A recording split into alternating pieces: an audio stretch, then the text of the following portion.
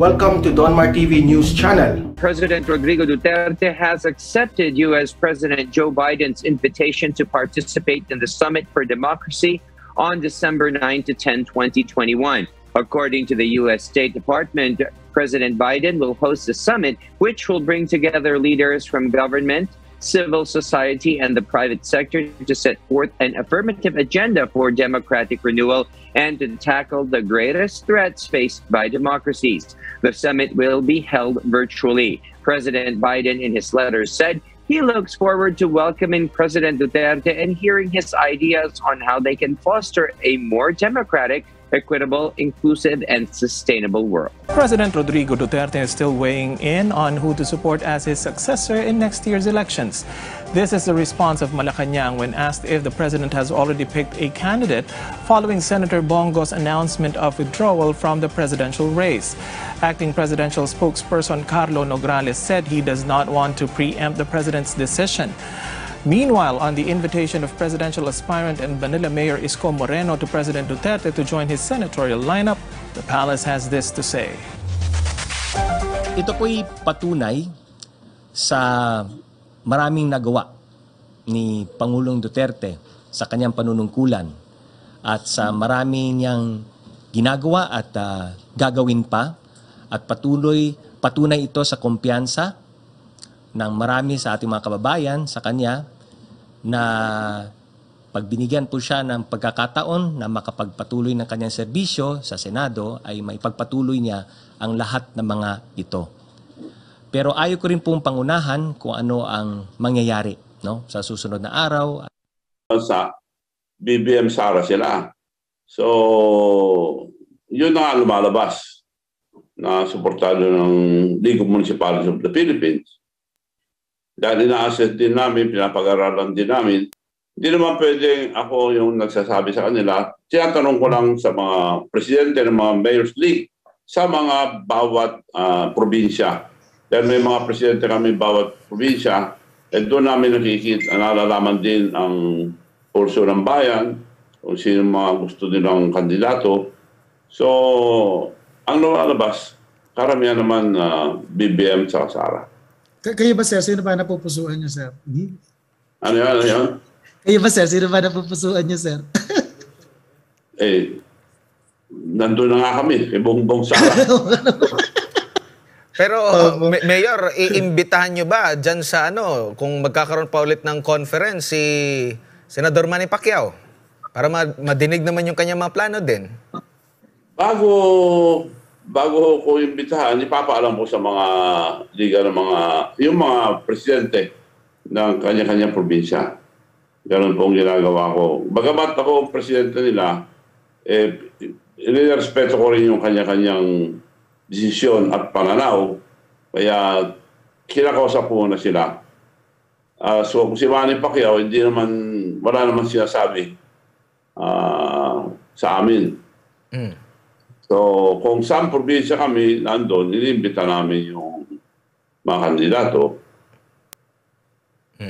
So kanina po ba, sir, nung po nagkita-kita po kayo sa Davao City, pwede niyo po maikwento sa amin kung ano po yung mga napag-usapan niyo po doon sa event po na yun, sir?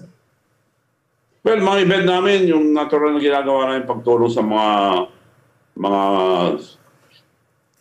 munisipyo. Continuous naman yun, kinoconnect namin sila sa mga national government. Sa Department of Agrarian Reform, sa Department of Agriculture, at sa DBM, lahat yun para matulungan namin sila. Aside from mga project na namin na ginagawa, yung gagawin namin, kagaya sinabi ko, APM machine, at yung card na inumpisan namin sa Narbacan. Kung anong bayad mo, yun ang pangalan ng debit card. Credit card, pero debit card. Okay. Meaning, pag binigay namin yung card, may bank account na. Hindi na sila pupunta pa sa bangko. Powered by Union Bank. And kinakausap ko pa yung mga ibang bangko.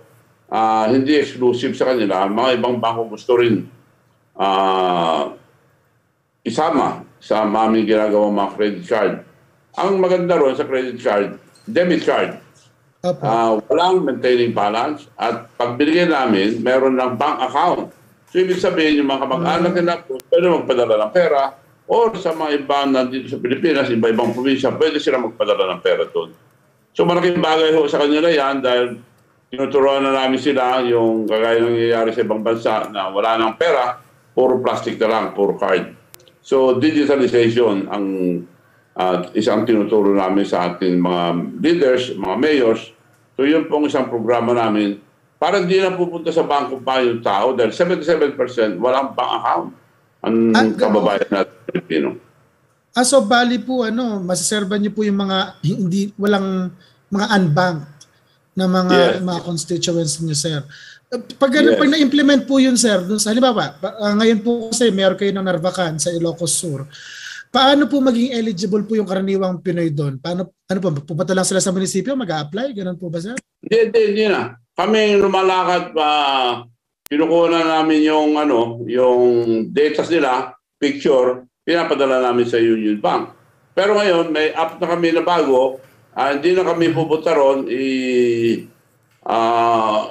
gamitin lang yung nagawa namin app. Sila mismo mag-apply sa telepono, pwede sila mag-apply diretso sa Union Bank. Ang bangkausap po dyan, Union Bank, China Trust, at na mga iba pang bangko.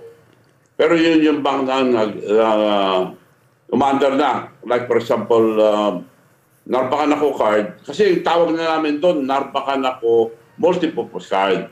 Or kung Quezon City ka, Quezon City multipurpose card. Mga ganon. At with bank account na yon. Malaking tulong yun. Mapapandar pa natin ang ekonomiya natin kung magbangko ang tao, hindi yung tinatago lang sa unan, tinatago sa kawayan, kung saan tinatago. Pag nawala, away pa yan eh. So, di umandar ang ekonomiya natin pag hindi nilagay sa bangko. Yun naman bangko, pinapapotol sa mga negosyante. Sir, di po pagka, wag naman sana mangyari na kailanganin pa natin magbigay uli ng ayuda dahil sa COVID. Pero kung sakali po may mga ayuda program, shoot na po dun sa mga bank account na yun, sir? Pwede yun. Diretso na sa bank account nila. Ang maganda ron, di mawawala diretso sa account nila. Like for example ngayon, sa ibang bansa, pag nagpadala sila, pupunta pa sila sa mga ginagamit. Yung padala, Villier, lahat. Ito, hindi na kailangan. Digital na lahat. Sa kanilang bahay, pwede na ipadala yung pera na gusto nila. Basta may bank account sila sa US, pwede na ipadala sa account ng mga kababayan nila dito. At agad-agad, isang pindot lang, wala nang delay. Alright. So ano po ito, sir? Sabi niyo parang Narvacan multi-purpose card. So yes, Narvacan ako multi-purpose card. Ayun, Narvacan ako. Pasay ako multi-purpose card. Yun ang pangalan ko. Anong bayan mo, kung ng city mo, yun ang pangalan ng card. Multi-purpose card. Okay. So ano po yun, sir? Parang ID na debit card na. ID na rin. ID na rin yun. Kompleto na. With a lot, punong-puno ng app. Di ba pag yung mga application, babayaran mo pa lahat. Pero ginawa ng opisina ko, yung isang anak ko, siya ang developer ng app. Maraming develop yun. Linagay na namin doon, parang donasyon na namin yung tulong sa ating mga kababayan. Dahil ibibigay namin sa lahat ng mamamayang Pilipino. Maganda nga pong plano yun, sir. Pwede pang mag-online shopping. Yung natututo pa sila sir mag-Lazada at saka Shopee. Pwede yun. Pwede. Ito sir, in other news lang po, nabalitaan ko po kasi about 1 week ago, na-cite po kayo ni DILG Secretary Anyo doon sa inyo daw po na decision na sabi nyo daw, yung mga hindi pa bakunado nyo ng mga constituent, bawal pumunta sa ibang mga towns. Ganun pa po ba yung patakaran nyo ngayon at saka bakit nyo po ba ginawa yun, sir? Hindi, ang ginagawa namin naman sa aming bayan, ang ginagawa namin, pupunta kami sa barangay-barangay. 4 na team, pinapadala ko sa iba-ibang barangay. At doon, kung makita nila na wala doon, pinupunta namin sa bahay. Kaya naman, more than 80% na kami. At kung minsan, yung mga hindi namin nagagamit ng bakuna, kung mag-expire halimbawa ng mga 1 linggo pa o 2 linggo, binibigyan namin sa ibang bayan. Opo. Pero ngayon po sir, wala naman pong kakulangan no? Wala naman pong kakulangan ng bakuna sa sa Narvacan? Wala naman. Wala naman kulang. So nung kinausap niyo sir yung mga constituents niyo, yung pong mga ilan pa na ayaw pang magpabakuna, ba't ayaw nila sir? Ano po ba sinasabi sa inyo? Ang dahilan yung mga iba, hindi, yung takot sila. Kako naman, pagka hindi kayo magpabakuna, hindi na kayo makapunta sa bayan. So yun naman ang sinasabi ko sa inyo. At kung tamaan sila ng COVID, mas malala. Kaysa magbakuna sila, tamaan sila ng COVID, mas bagaan na lang. Information lang kailangan. Aside from mga dati na ginagawa information na maghugas ng kamay, huwag hawakan ng mata, ilong, bunganga, yung palinis sa paligid, dito sa bahay. Sa aming bayan po, nag-ano kami, spray kami ng tawag doon yung parang yung fumigation, parang gano'n. Disinfectant. Disinfectant. Ayun. Yung disinfectant po sir, yung pang anti-COVID, parang gano'n. Disinfectant. Nag-spray kami sa mga bahay-bahay. Meron kami program na gano'n. Alright. Sir, ito po, baka po may tanong pa po si Admar. Admar? Oo, sir, yung sa ibang bayan, sir, meron po ba silang mga hinaing sa kasalukuyan sa bakuna? Wala naman.